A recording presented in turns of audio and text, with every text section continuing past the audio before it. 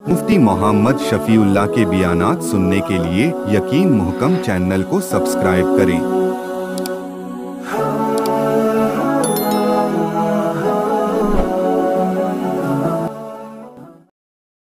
वनसल्ली अला रसूलिहिल करीम। अम्मा बाद फ़अऊज़ु बिल्लाहि मिनश शैतानिर रजीम। बिस्मिल्लाहिर रहमानिर रहीम। व इज़ा लक़ुल लज़ीना आमनू क़ालू आमन्ना व इज़ा खला बअज़ुहुम इला बअज़िन क़ालू अतुहद्दिसूनहुम बिमा फ़तहल्लाहु अलैकुम लियुहाज्जूकुम बिही इंद रब्बिकुम अफ़ला तअक़िलून। सदक़ल्लाहुल अज़ीम।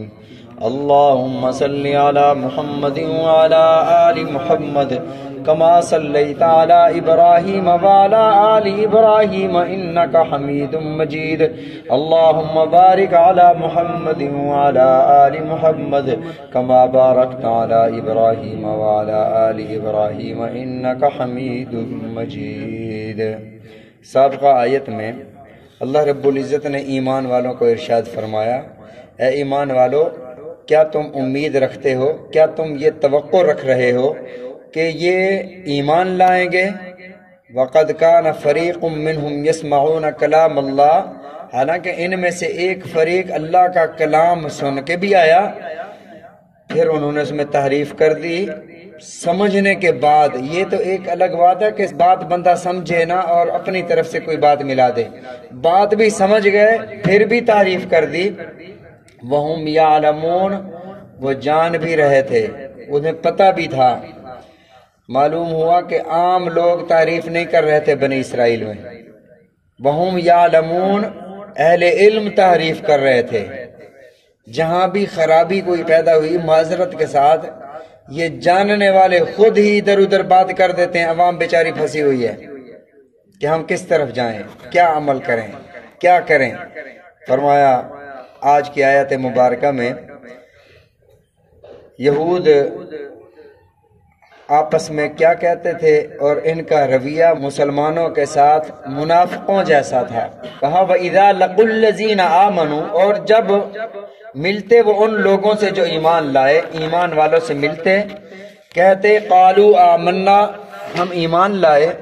व इज़ा खला बाज़ुहुम इला बाज़िन, और जब ये जुदा होते बाज बाज की तरफ, क़ालू, कहने लगते अतुहद्दिसूनहुम बिमा फ़तहल्लाहु अलैकुम लियुहाज्जूकुम बिही इंद रब्बिकुम, कहते कि क्या तुमने उन्हें बातें बताई हैं जो अल्लाह ने तुम पर खोली थी, जो अल्लाह ने बातें तुम्हें बताई थी, तुमने मोहम्मद सल्लल्लाहु अलैहि वसल्लम को या मुसलमानों को बातें बताई हैं। लियुहाज्जूकुम, तुमने ये बातें इसलिए बताई हैं ताकि ये रब के यहाँ हुज्जत पेश करें। अफला ताक़िलून, तुम्हें समझ नहीं है। ये हुआ क्या? रसूलुल्लाह सल्लल्लाहु अलैहि वसल्लम ने नरमी से भी तबलीग फरमाई। जहां आपको हुक्म हुआ कि इस अंदाज में आप तबलीग फरमाएं, आपने उस अंदाज में भी तबलीग फरमाई। रसूलुल्लाह सल्लल्लाहु अलैहि वसल्लम की निशानियां, आपकी आखिरी नबी होने की निशानियां तौरात, इंजील, ज़बूर में मौजूद थीं और यहूदियों को इस बात का पता था। हज़रत उम्मे हबीबा रज़ी अल्लाह ताला अन्हा फरमाती हैं कि एक जगह हम गए, किसी घर में, वो पादरी का घर था, उस घर में एक अलमारी थी। तो हमने उनसे पूछा भी साहब नबी की निशानियां कोई आपकी किताब में मौजूद हैं? उन्होंने हमें तस्वीरें दिखाई कि मौजूद है।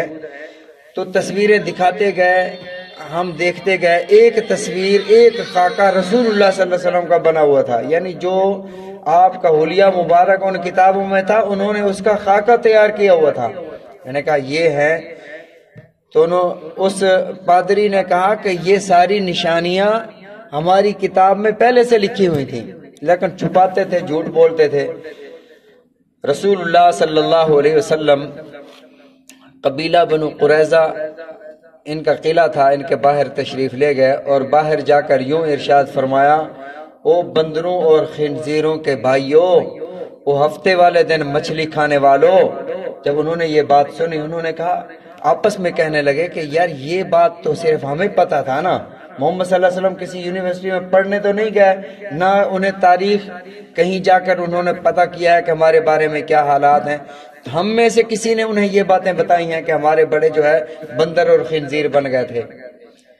تو آپس میں جب یہ کہنے لگے تو اللہ رب العزت نے اس کا جواب ارشاد فرمایا۔ اب یہاں پر سوال یہ ہے کہ تبلیغ کا انداز تو یہ ہے کہ پیار اور محبت سے، اب کسی کو جا کر کہا جائے کہ اے بندروں اور خنزیروں کے بھائیوں، ظاہر ہے انہیں غصہ تو لگے گا۔ علامہ اقبال رحمۃ اللہ علیہ نے فرمایا، پھول کی پتی سے کٹ سکتا ہے ہیرے کا جگر، مگر مرد ناداں پر کلام نرم و نازک بے اثر۔ جو مرد ناداں ہے پھر اس کو اس انداز میں سمجھاؤ۔ اور رسول رحمت صلی اللہ علیہ وسلم اپنی طرف سے کوئی بات کسی کو نہیں کہتے، ساری زندگی نرمی سے بات فرمائی، لیکن اللہ نے فرمایا کہ اے میرے محبوب انہیں جا کر یاد دلاؤ کہ تم کیا تھے، تاکہ انہیں پتہ چلے کہ میرا پیغمبر، ان کو اللہ نے یہ ساری باتیں ارشاد فرمائی۔ وَإِذَا لَقُوا الَّذِينَ آمَنُوا، اے ایمان والو، مسلمانوں کے پاس جب آتے کہتے کہ ہم ایمان لائے ہیں، جب یہ دیکھتے کہ مسلمان غالب آ رہے ہیں تب یہ مسلمانوں کے ساتھ معاہدے کر لیتے، جب دیکھتے کہ باہر کی قومیں حملہ کرنے کے لیے آ رہی ہیں تو یہ ان کے ساتھ ہو جاتے۔ غزوہ احزاب میں اسی طرح ہوا۔ غزوہ احزاب میں سارے کے سارے متحد ہو کر، سارے ملت کفر متحد ہو کر انہوں نے کہا جی آج اینٹ سے اینٹ بجا دینی ہے، آج مدینہ طیبہ کو صفحہ ہستی سے نعوذ باللہ ثم نعوذ باللہ مٹا دینا۔ جب یہ سارے جمع ہو کر آ رہے تھے، بنو قریظہ یہود تھے، ان کا معاہدہ تھا نبی علیہ الصلوۃ والسلام کے ساتھ۔ معاہدہ یوں تھا کہ اگر باہر سے کوئی دشمن آئے گا تو ہم آپ کے ساتھ مل کر لڑیں گے ان کے ساتھ، اور اگر لڑے نہ تو لیکن ان کا ساتھ نہیں دیں گے نہ آپ کا ساتھ دیں گے اگر ہم لڑائی میں شریک نہ ہوئے۔ پھر جب وہ ملت کفر جمع ہو کر سارے کے سارے آئے تو یہ ان کے ساتھ ہو گئے، لڑنے کے لیے ان کے ساتھ ہو گئے۔ احزاب میں اللہ نے مسلمانوں کو فتح عطا فرمائی، غزوہ خندق تھا، اس کی الگ سے ایک تفصیلات ہیں۔ جب اللہ نے فتح عطا فرمائی، نبی علیہ الصلوۃ والسلام گھر تشریف لائے تو جبرائیل علیہ السلام زرہ پہنے ہوئے، ہاتھ میں تلوار، دوسرے ہاتھ میں ڈھال، اس صورت میں آ گئے۔ یا رسول اللہ صلی اللہ علیہ وسلم، فرشتوں نے ابھی ہتھیار نہیں اتارے، اللہ نے فرمایا کہ جنہوں نے بدعہدی کیا ان کے خلاف جنگ کرنے جانا ہے۔ اب آپ یوں اندازہ لگائیں کہ ادھر سے صحابہ تھکے ہوئے ہیں، راتوں کے جاگے ہوئے، پہرا دے دے کر خندق پر، اللہ کا حکم آیا کہ ان کے خلاف جہاد کرنا ہے۔ نبی علیہ الصلوۃ والسلام نے ارشاد فرمایا کہ میں بعد میں آؤں گا، اے میرے صحابہ تم بنو قریظہ جاؤ، فلا یصلین العصر الا فی بنی قریظہ، تم میں سے کوئی راستے میں نماز نہ پڑھے، بنو قریظہ میں جا کر نماز پڑھنی ہے۔ اب بنو قریظہ میں پہنچنے سے پہلے سورج غروب ہونے لگا، عصر کا وقت جانے لگا، تو صحابہ کرام رضوان اللہ علیہم اجمعین کی جماعت دو حصوں میں بٹ گئی۔ آدھے نے کہا کہ رسول اللہ صلی اللہ علیہ وسلم کے فرمان کا مقصد یہ تھا کہ اتنا تیز چلنا ہے، اتنا جلدی جانا ہے کہ عصر کی نماز تم نے قریظہ میں پڑھنی ہے، اب ہم نہیں پہنچ سکے تو راستے میں ہم فرض ادا کر لیں۔ دوسری جماعت کہنے لگی میرے آقا کے فرمان کا مطلب یہ تھا کہ پڑھنی ہی عصر قریظہ میں ہے، جو بھی ہو جائے، قضا ہو جائے، جو بھی ہو جائے۔ جیسے عرفات میں اگر مغرب کی اذان ہو جائے تو حاجی عرفات میں مغرب کی نماز نہیں پڑھتا، وہ مغرب کی نماز مزدلفہ میں عشاء کے ساتھ جا کے ملا کے پڑھتا ہے، قضا کر کے پڑھتا ہے۔ وہاں قضا کر کے پڑھنے کا حکم ہے، یہاں ادا پڑھنے کا حکم ہے۔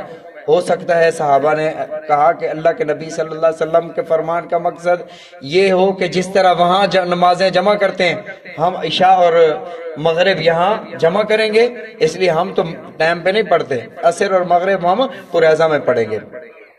دونوں نے الگ الگ عمل کیے۔ بعض نے، آدھے صحابہ نے وقت پر پڑھ لی کہ اللہ کا حکم ہے ان الصلاۃ کانت علی المؤمنین کتابا موقوتا، اور بعض صحابہ نے وہاں جا کر نماز پڑھی۔ تو رسول اللہ صلی اللہ علیہ وسلم بعد میں تشریف لائے، آپ کے سامنے یہ مسئلہ رکھا گیا تو میرے آقا علیہ الصلوۃ والسلام نے ارشاد فرمایا دونوں کی نمازیں ہو گئیں، دونوں نے صحیح کیا۔ معلوم ہوا کہ یہ اجتہاد، بخاری شریف میں روایت ہے، نبی علیہ الصلوۃ والسلام نے ارشاد فرمایا کہ مجتہد جب اجتہاد کرتا ہے، یہ صحابہ کا اجتہاد تھا اور یہ اجتہاد کی پہلی مثال تھی۔ فرمایا مجتہد جب اجتہاد کرتا ہے تو ظاہر ہے ان دونوں میں سے ایک صحیح ہوتا ہے نا، دو مجتہد ہیں اجتہاد کر رہے ہیں، ان میں سے ایک صحیح ہوتا ہے، اللہ کی منشا ایک ہوتی ہے، اللہ کے منشا کے مطابق ایک کا عمل ہوتا ہے، دوسرے کا نہیں ہوتا۔ تو رسول اللہ صلی اللہ علیہ وسلم نے ارشاد فرمایا کہ جب مجتہد اجتہاد کرتا ہے تو اس کو اگر وہ اللہ کی منشا کے مطابق ہو تو اس کو اللہ 2 اجر عطا فرماتے ہیں، اور اگر اللہ کی منشا کے مطابق نہ ہو، وہ دوسرے سے ہو، یہ غلط ہو، تو فرمایا 1 اجر پھر بھی اسے ملتا ہے۔ ایک بندے نے باہر دروازے پر ایک کھونٹی لگائی، کوئی باہر آئے گا سواری باندھ کر نماز پڑھے گا، دوسرا آیا اس نے کہا یار یہ کوئی بندے کسی کے پاؤں میں اڑ جائے گی، تو دونوں کا عمل جو ہے وہ صحیح نیت پر ہے۔ تو اسی طرح اجتہاد دین میں جس میں وضاحت نہیں ہے، اجتہادی مسائل بہت زیادہ ہیں جس میں قرآن اور حدیث میں اجمال ہے، تفصیل نہیں ہے، اور میرے آقا علیہ الصلوۃ والسلام نے جان بوجھ کر ایسے اجمال رکھ دیے تاکہ امت کو سہولت رہے۔ اگر کوئی ایک طریقہ مقرر ہو جاتا امت مشقت میں پڑ جاتی، بے شمار اس کی مثالیں ہیں۔ تو بہرحال وہ جب مسلمانوں کے پاس آتے کہتے کہ ہم ایمان لائے، وَإِذَا خَلَا بَعْضُهُمْ إِلَىٰ بَعْضٍ، جب بعض کے ساتھ ملے تو آپس میں کہنے لگے، وہ جو محمد صلی اللہ علیہ وسلم باہر کھڑے ہو کر کہہ رہے تھے مندروں اور خنزیروں کے بھائیوں، تو انہیں کس نے بتایا؟ بِمَا فَتَحَ اللَّهُ عَلَيْكُمْ، جو اللہ نے تم پر کھولا ہے وہ انہیں کس نے بتایا؟ لِيُحَاجُّوكُمْ عِنْدَ رَبِّكُمْ، اب یہ آپس میں ایک دوسرے کو ڈانٹ رہے ہیں، یہ تم نے اس لیے مسلمانوں کو بتایا کہ رب کے ہاں وہ حجت پیش کر سکیں کہ ہم انہیں دین کی دعوت دینے گئے تھے، یہ نشانیاں ہیں، افلا تعقلون، تمہیں سمجھ نہیں ہے؟ یہ آپس میں جو بات کر رہے تھے، اللہ نے ان کی اس بات کو نقل فرما کر اگلی آیت میں اس کا جواب ارشاد فرمایا کہ اس کا جواب یہ ہے۔ اب اس سے ایک اور مسئلہ بھی نکلا، ایک اور مسئلہ یہ سمجھ آیا کہ جب آپ کسی کے سامنے، کسی انسان کے سامنے یوں کہہ دیتے ہو کہ میں تو بڑا گناہ گار ہوں، اللہ کے سامنے کہنا چاہیے اللہ میں گناہ گار ہوں، میرے گناہوں کو معاف فرما۔ کسی انسان کو اپنی عاجزی ظاہر کرنے کے لیے لوگ کہہ دیتے ہیں میں تو جی بڑا بندہ، میں تو بہت گناہ گار ہوں، میں تو ایسا ہوں، اپنے آپ میں میں تو تمام لوگوں کی خاک کے برابر ہوں۔ لیکن یہ ہے کہ یہ تو تب پتہ چلتا ہے نا جب آپ اس کی دم پر اس ہاتھ رکھیں اور کیسے وہ پلٹ کے ڈنگ مارتا ہے۔ یہ عاجزی ہمارے منہ سے ہے، صرف عاجزی میرا خیال ہے کوئی اللہ کا کوئی نیک بندہ ہوگا جس میں عاجزی ہوگی، عاجزی نہیں ہے۔ اگر اس کے مزاج کے خلاف کوئی بات کر دو پھر دیکھو آپ کے ساتھ وہ کیا کرتا ہے جو عاجزی کر رہا ہے۔ بہرحال عاجزی کرتے ہوئے اس حد تک گر جانا انسان کے سامنے، یہ کہنا کہ میں تو بہت بڑا گناہ گار ہوں، یہ آپ نے گواہ بنا دیا، اپنے گناہوں پر اسے گواہ بنا دیا۔ لِيُحَاجُّوكُمْ بِهِ عِنْدَ رَبِّكُمْ، رب کے ہاں یہ گواہی دے سکتا ہے کہ اللہ اس نے میرے سامنے کہا تھا کہ میں گناہ گار ہوں، واقعی اس نے گناہ کیے ہیں۔ تو اس لیے کسی کے سامنے یوں نہیں کہنا چاہیے کہ میں بڑا گناہ گار ہوں۔ دوسری بات، کوئی آپ سے پوچھے آپ مومن ہیں، آپ مسلم ہیں، آپ جنتی ہیں، تو شک میں انشاءاللہ جی ہم مومن ہیں، انشاءاللہ اگر اللہ نے چاہا تو ہم مومن ہیں، شک والی بات نہ کریں۔ آپ کہیں انا مومن حقا، میں تو پکا مومن ہوں، مجھے تو اپنے ایمان پر پکا یقین ہے، میں حضرت محمد رسول اللہ صلی اللہ علیہ وسلم کی نبوت اور رسالت کو حق اور سچ پکا مانتا ہوں، انشاءاللہ کی بات نہیں ہے شک کی۔ تو اپنے ایمان کا اظہار حق ہونے کی صورت میں مضبوطی کے ساتھ کریں، اور گناہ کا معاملہ آئے تو رب کے سامنے گڑ گڑائیں، میرے مولا ہمارے گناہوں کو معاف فرما دے۔ اللہ فرشتوں سے پوچھتے ہیں کہ میرے بندہ مجھ سے کیا مانگ رہا تھا؟ اللہ گناہوں کی معافی مانگ رہا تھا، اس کا مطلب اسے پتہ ہے کہ میرے گناہ میرا اللہ ہی معاف کر سکتا ہے۔ فرمایا جاؤ تم گواہ ہو جاؤ، میں نے اپنے اس بندے کے سارے گناہ معاف کر دیے۔ اپنے گناہوں کا اظہار رب کے سامنے، بندوں کے سامنے نہیں۔ اللہ تعالی ہم سب کو سمجھنے کی